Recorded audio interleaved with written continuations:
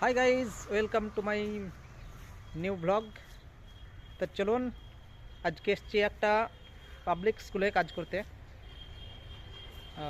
স্কুলটার নাম হচ্ছে pioneer point school. Pioneer point school ওই যে পিছনে লেখা আছে, এটা নতুন বিল্ডিং হচ্ছে।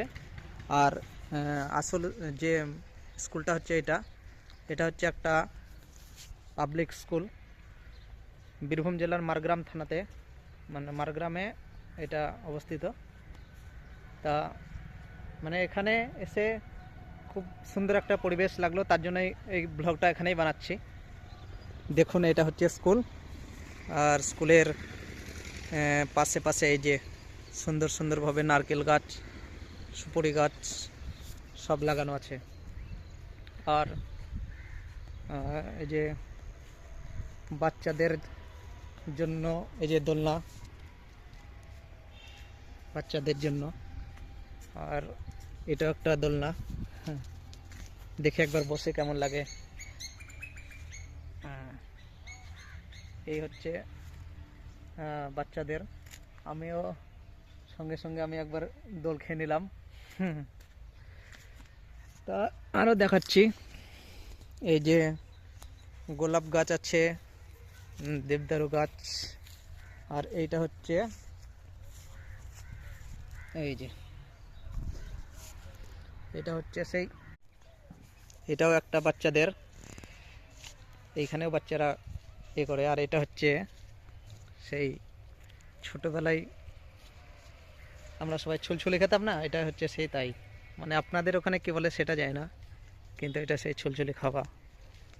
হ্যাঁ, মানে এই সিঁড়ি দিয়ে উঠতে হবে, এই যে সিঁড়ি দিয়ে ওঠা, এই সিঁড়ি দিয়ে উঠতে হবে এইখানে।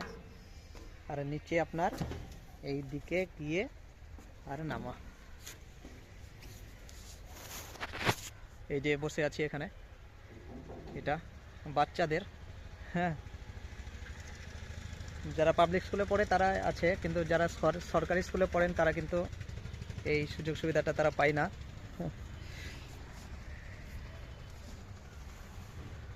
এই যে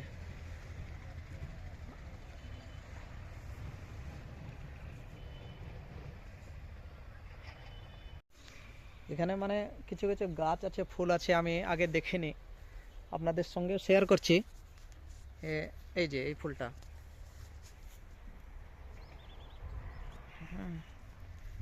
মানে এই ফুলের গাছটা দেখে আর ফুলটা দেখে, এই যে ফুলের মানে এত সুন্দর ফুল, মানে দেখতে দারুণ লাগলো, তার জন্য আপনাদের সঙ্গেও শেয়ার করলাম।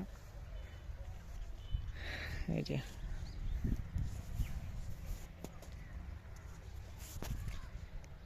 ওইদিকেও আরও কিছু গাছ লাগা আছে, চলুন দেখাই।